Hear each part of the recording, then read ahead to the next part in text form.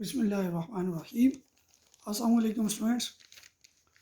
Unit number 19 atomic spectra, और आज का हमारा टॉपिक है जी Bohr's model of hydrogen atom.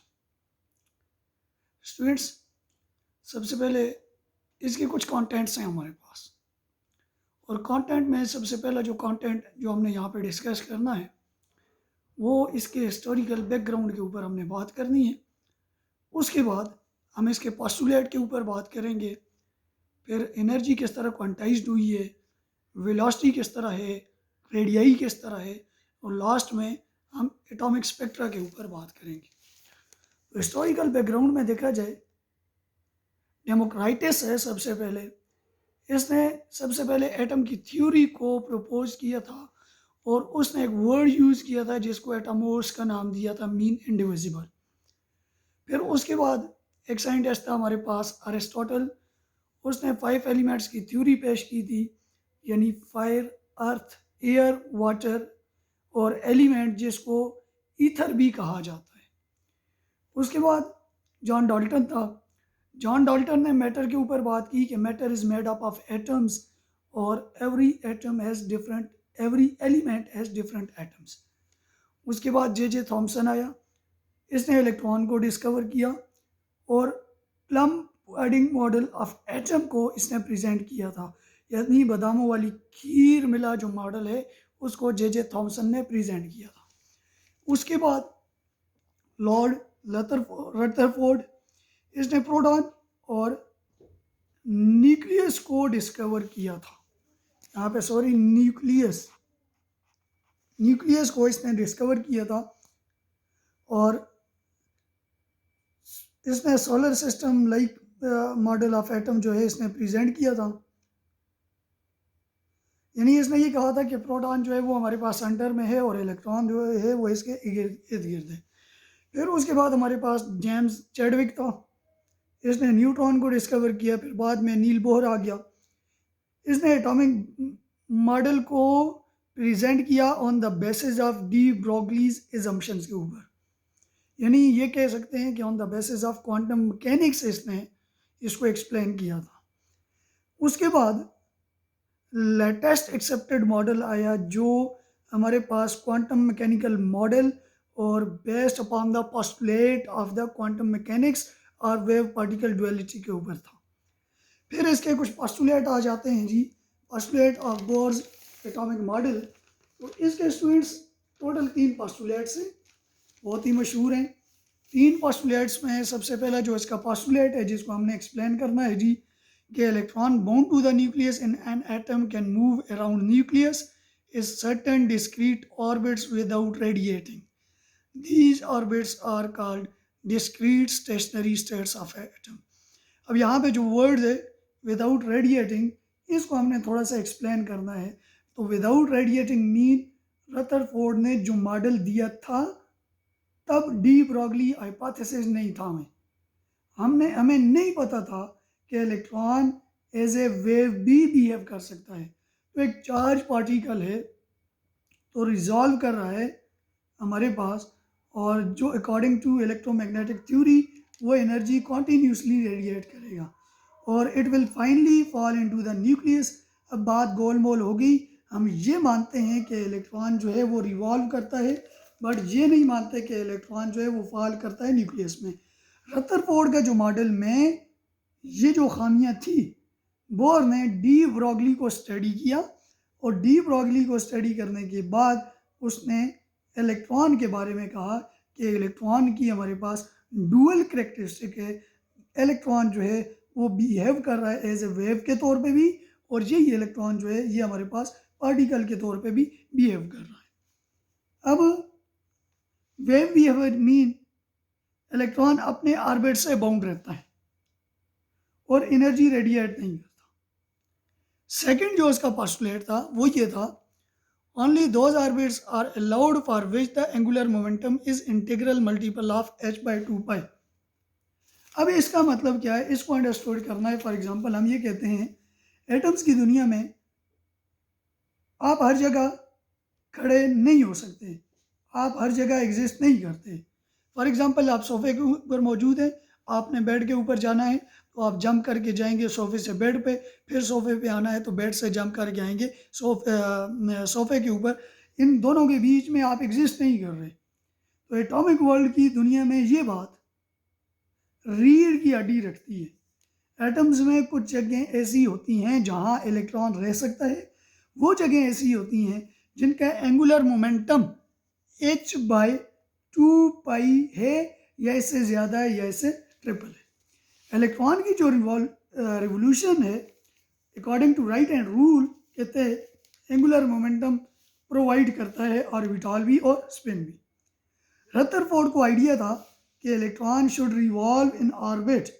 Orbit छोटा होता चला जाएगा, इलेक्ट्रॉन प्रोटॉन में फॉल कर जाएगा। ऐसा नहीं होता, ऐसा नहीं एग्जिस्ट होती। प्रोटॉन के इर्द गिर्द सर्टन एनर्जी लेवल्स हैं जहाँ इलेक्ट्रॉन रिजाइड कर सकता है। जैसे फर्स्ट ऑर्बिट है, इसका एंगुलर मोमेंटम होना चाहिए। जो फर्स्ट ऑर्बिट है उसका जो एंगुलर मोमेंटम है वो हमारे पास होना चाहिए जी L = 1h डिवाइडेड बाय 2π। हम यहाँ पे लिख लेते हैं L = 1h डिवाइडेड बाय 2π। इसी तरह नेक्स्ट लेवल के लिए, सेकंड के लिए हम लिखेंगे 2h डिवाइडेड बाय 2π। 3 के लिए लिखेंगे जी 3h डिवाइडेड बाय 3π। तो इसी तरह हमारे पास ये फार्मूला कहाँ से आया, तो इसको हमने समझना है। ऑर्बिट एक क्लोज सर्किट है, इसके किनारे कोई नहीं होता। एक बात अंडरस्टैंड करें कि स्टेशनरी वेव, हम थोड़ा सा एक रिकॉल कर लेते हैं।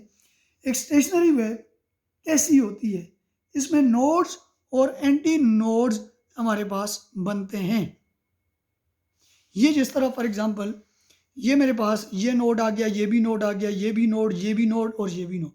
इन नोड्स के बीच का जो डिस्टेंस है वो मेरे पास एंटी नोड बनेगा। तो for example length of orbit जो है उसको हम किसका नाम देते हैं जी, एल का नाम देते हैं। और इलेक्ट्रॉन उसमें एन वेवलेंथ्स क्रिएट करने की एबिलिटी रखता है। एन वेवलेंथ्स क्रिएट करने की जो एबिलिटी रखता है, तो पूरी लेंथ ऑर्बिट की है, ऑर्बिट बाउंड है, उसमें स्टेशनरी वेव बनेगी, प्रोग्रेसिव नहीं बनेगी। इमेजिन करें इस पूरे ऑर्बिट को सर्कुलर शेप में ट्विस्ट कर देते हैं। ये इस तरह मैंने इस पूरे ऑर्बिट को सर्कुलर शेप में ट्विस्ट कर दिया, तो लेंथ ऑफ सर्कल जो हमारे पास होती है वो हमारे पास होती है जी 2πr और n = 1 2 3।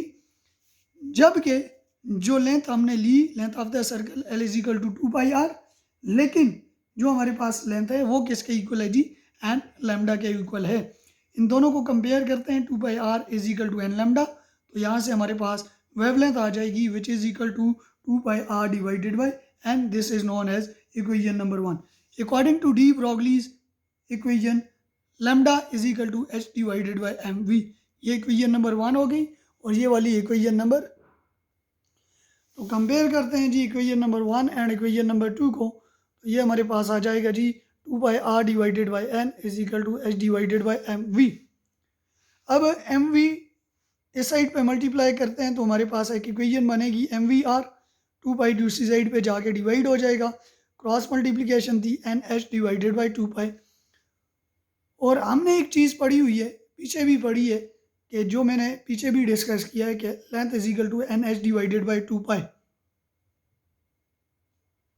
बेसिकली ये जो mvr = nh बाय 2π आया है, mvr जो है ये हमारे पास लेंथ है, तो ये इक्वल होगा nh डिवाइडेड बाय 2π। ये हमारे पास आ गया जी nh डिवाइडेड बाय 2π। तो h divided by 2π quantum mechanics में h कट के इक्वल होता है, तो लिहाजा L = n अपनी जगह पे h/2π की जगह क्या लगा लिया जी, h cut. L = nh cut, ये हमारे पास एक आ गया, यानी सिंगल इलेक्ट्रॉन ऑर्बिट का एंगुलर मोमेंटम जो हमारे पास आ गया वो क्या आ गया जी, L = nh कट। अगर 2 का होगा तो 2h कट होगा, 3 का होगा तो 3h कट होगा। लेकिन एक बात याद रखनी है, 1.5h कट नहीं हो सकता। क्यों? क्योंकि ये आपके पास इंटीग्रल मल्टीपल होना चाहिए। इंटीग्रल मल्टीपल सेकंड पोस्टुलेट में हमने डिस्कस किया। अब थर्ड पोस्टुलेट पे आ जाते हैं। थर्ड पोस्टुलेट ये बात कहता है कि whenever electron makes transition from high energy state to lower energy state, it emit photon of energy hf। ये तो वैसे भी हमने पढ़ा हुआ है कि हायर से लोअर की तरफ जिस टाइम आएगा तो वो फोटोन इमिट करेगा और उसकी जो इमिट एनर्जी है वो हमारे पास क्या है जी, hf है। हाई एनर्जी स्टेट और लोअर एनर्जी स्टेट के लिए एक इक्वेशन बना ली, hf is equal to E2 minus E1। और जब एब्जॉर्ब करेगा तो हायर एनर्जी स्टेट में चला जाएगा। अब सेकेंडली इसमें हमारे पास क्वांटाइज्ड रेडियाई आ जाती है। According to Bohr electron exist in certain state, तो उन सर्टेन स्टेट को हम रेडियस बना सकते हैं। तो अकॉर्डिंग टू कूलम फोर्स को रिकॉल करें तो F is equal to K Q1 Q2 divided by R square. Electron और प्रोटॉन चार्ज का जो मैग्नीट्यूड है वो हमारे पास किसके इक्वल होता है जी, E के इक्वल होता है। तो F is equal to K E into E square divided by R square. और इलेक्ट्रॉन रिवॉल्व भी कर रहा है तो हमारे पास जो फोर्स होगी वो कौन सी होगी जी, सेंट्रीपिटल फोर्स होगी, तो which is equal to mv square divided by R। अब इलेक्ट्रॉन ऑर्बिट में जिस टाइम रिवॉल्व करेगा तो दोनों फोर्सेज हमारे पास क्या होंगी जी, बैलेंस होंगी, इलेक्ट्रिक फोर्स और हमारे पास सेंट्रीपिटल फोर्स। इलेक्ट्रिक फोर्स हमारे पास K E square divided by R square N और centripetal force M V square N divided by N. N because of the work done हम एक्सप्लेन कर रहे हैं तो एन नंबर्स को शो करेगा। तो अब यहाँ पे देखिए, यहाँ पे आर स्क्वायर एन है, यहाँ पे आर एन है, एक के साथ कैंसिल होगा तो बाकी हमारे पास बच जाएगा जी K E square divided by R N is equal to M V square N. अब यहाँ से हम आर एन फाइंड कर लें तो ये बनेगा जी K E square divided by M V square N. इसको मैंने इक्वेशन नंबर 1 का नाम दे दिया। हमने डी ब्रॉगली वेवलेंथ के लिए पहले भी हमने ये कि यहाँ पे एक इक्वेशन बनाई है जी, M V R divided is equal to N H divided by 2 पाई।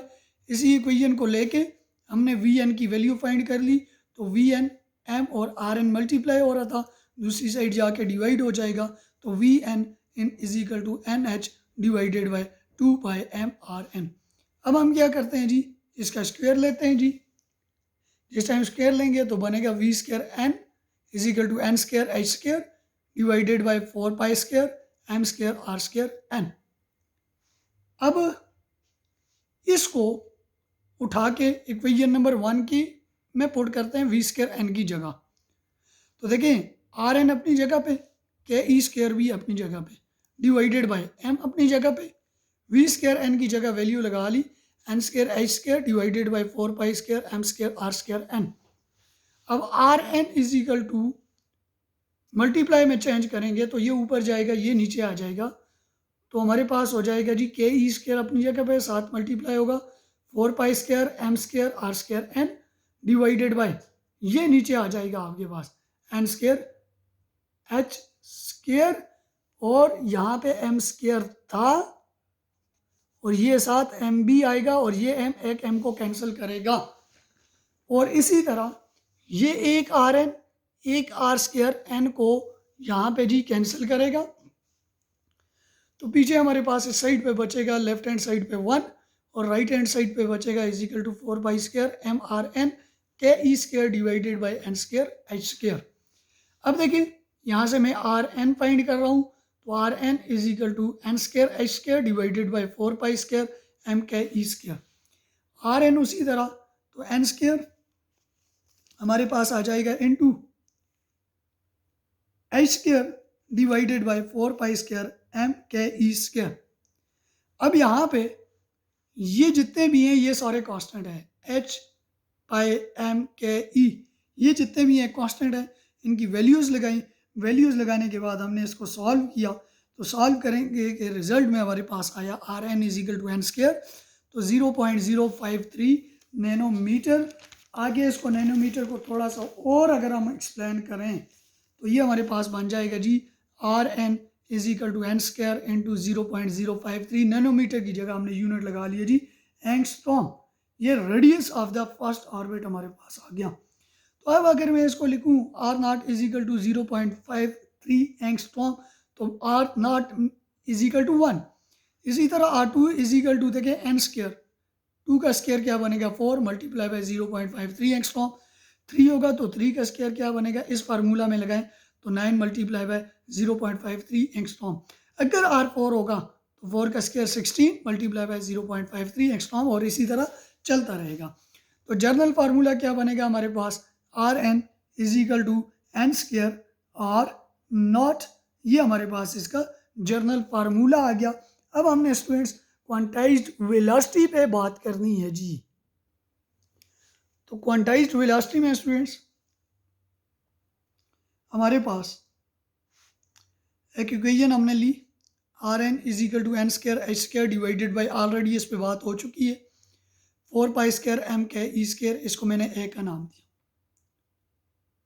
और इससे पहले मैंने वेलोसिटी का रिलेशन भी बताया है, V N is equal to N H divided by 2 pi M R square N, ये भी आ गई।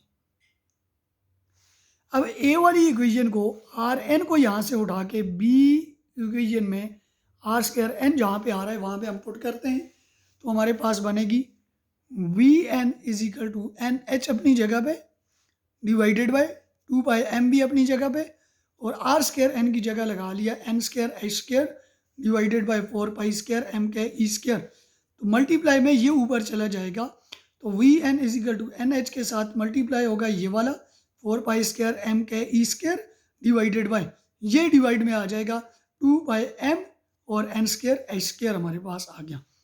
अब कैंसिल करें, तो कैंसिल करने के बाद यहाँ से देखें स्टूडेंट्स, ये हमारे पास 2 पाई है, सॉरी ये 2 के साथ आ गया, 2 पाई पाई के साथ pi K E square, N H एक एन स्क्र एच स्क्र के साथ कैंसिल, तो डिवाइडेड बाई एन एच आ जाएगा। स्टूडेंट्स अगेन इसको भी उसी तरह लिखते हैं, V N is equal to 1 by N इलादा, बाकी ब्रैकेट में 2 pi K E square divided by H, और ये हमारे पास क्या है जी, तमाम कांस्टेंट है, एन को छोड़ के इनको सॉल्व करें, तो सॉल्व करने के रिजल्ट में हमारे पास इसके साथ 1 बाई एन भी होगा, और रिजल्ट आएगा 2.2 इंटू 10⁻6 मीटर पर सेकेंड। इलेक्ट्रॉन जितना हायर क्वांटाइज्ड में जाएगा उसकी एनर्जी उतनी कम होगी, इवन काइनेटिक एनर्जी भी कम होगी। अब इसकी आ जाते हैं जी क्वांटाइज्ड एनर्जी के ऊपर। तो इलेक्ट्रॉन की 2 एनर्जी ऑर्बिट में एग्जिस्ट करती हैं, जिसको मैंने नाम दिया E N is equal to kinetic energy plus उसकी पोटेंशियल एनर्जी। काइनेटिक एनर्जी आ गई हाफ एम वी एन का स्क्वायर, प्लस पोटेंशियल एनर्जी की जगह मैंने लिखा minus W mean. Minus mean जब ऑब्जेक्ट को लिफ्ट करते हैं तो लिफ्ट करते हुए जो एनर्जी होती है वो पोटेंशियल एनर्जी होती है, और जो लिफ्ट करते हुए वर्क डन होता है वो कौन सा होता है हमारे पास, नेगेटिव वर्क डन होता है। इसको मैंने इक्वेशन नंबर सी का नाम दिया। और कुछ हम रिकॉल कर लेते हैं, काइनेटिक एनर्जी को रिप्लेस करना है तो उसके लिए कुछ रिकॉल करते हैं। अभी थोड़ा टाइम पहले हमने डेरिवेशन में इलेक्ट्रिक फोर्स और सेंट्रीपिटल फोर्स के ऊपर बात की। इलेक्ट्रिक फोर्स हमारे पास आ रही थी जी students K E square divided by R square N, और सेंट्रीपिटल फोर्स आ रही थी M V square N divided by R N. एक आर एन के साथ कैंसिल, तो ये बन गया K E square divided by R N is equal to M V square N.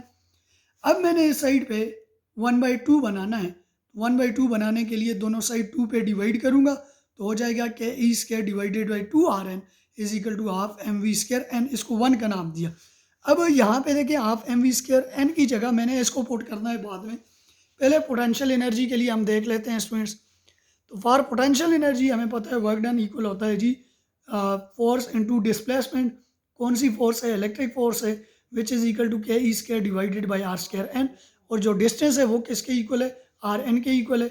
एक आर एन एक से कैंसिल, पीछे वर्क डन बच गया K E square divided by R N. अब ये जो 1 इक्वेशन है और 2 इक्वेशन है, काइनेटिक एनर्जी वाली और पोटेंशियल एनर्जी वाली, काइनेटिक एनर्जी वाली और वर्क डन वाली, इसको उठा के इक्वेशन नंबर सी में पुट करते हैं, तो E N half M V square N की जगह आ गया K E square divided by 2 R N, plus अपनी जगह पे माइनस डब्ल्यू की जगह क्या आ गया जी K E square divided by R N. अब स्टूडेंट्स देखें इन दोनों में से कॉमन आ जाएगा, K E square divided by R N common लें, पीछे बच गया 1/2 माइनस 1, तो E N is equal to K E square divided by R N, तो अपनी जगह 1/2 माइनस 1 बनेगा -1/2, तो ये माइनस यहाँ पे आ जाएगा, तो ई एन किसके इक्वल हो जाएगा माइनस के E square divided by 2RN। इसको हम नाम देते हैं जी स्टूडेंट्स इक्वेशन नंबर डी का। अब हम क्या करते हैं, अगेन रिकॉल करते हैं वही वाली equation, RN is equal to N square H square divided by 4 pi square M K E square, इसको डी में पुट करते हैं, तो डी था E N is equal to K E square divided bye -2 अपनी जगह पे 2RN था, RN की जगह उसकी वैल्यू लगा ली N square H square divided by 4 pi square M K E square, तो अब ये बनेगा E N is equal to, ये ऊपर आ जाएगा, ये मल्टीप्लाई में चेंज होके नीचे आ जाएगा -4 pi square M K E square again K E square divided by 2n square H square हमारे पास आ गया, तो ये हमारे पास बनेगा जी माइनस, ये कैंसिल होगा 2 इसके साथ कैंसिल, तो -2 pi square M K square E4 divided by N square H square, again उसी तरह -1/n स्क्वायर सेपरेट करें और ये सारा ब्रैकेट में लिखें 2 pi square M K square E4 divided by H square, तो ये जितने भी हैं ये हमारे पास कांस्टेंट है और इन कांस्टेंट को सॉल्व करें तो ये मेरे पास रिजल्ट आ जाएगा जी 13.6 इलेक्ट्रॉन वोल्ट, और साथ क्या मल्टीप्लाई होगा -1/n स्क्वायर, इसको मैं ई नॉट से रिप्रेजेंट करता हूँ, तो E N is equal to -E naught divided by N square, और ई नॉट की वैल्यू क्या आई सॉल्व करने के बाद 13.6 इलेक्ट्रॉन वोल्ट, तो ई एन बनेगा -13.6 electron volt divided by N square. Similarly ये अगर E2 के लिए मैं करूँ, एन स्क्वायर 1 के लिए स्क्वायर था, अगर 2 के लिए करूँगा तो n का स्क्वायर 2 का स्क्वायर क्या बनेगा 4, तो -E नॉट बाई 4, 3 के लिए करेंगे तो -E नॉट बाई 3 का स्क्वायर 9, 4 के लिए करेंगे तो -E नॉट बाई 4 का स्क्वायर 16, ये इस तरह हमारे पास चलता रहेगा।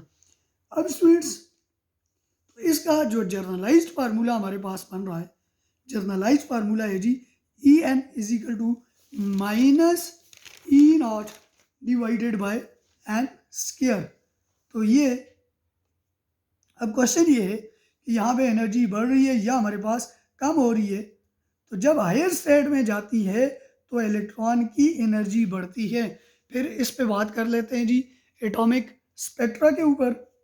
फॉर एग्जांपल इलेक्ट्रॉन जो है वो हमारे पास nth ऑर्बिट में है और p ऑर्बिट में जंप करता है और फोटॉन को एमिट करता है, nth ऑर्बिट में है p, तो वो फोटॉन एमिट करेगा जिस टाइम जंप करेगा।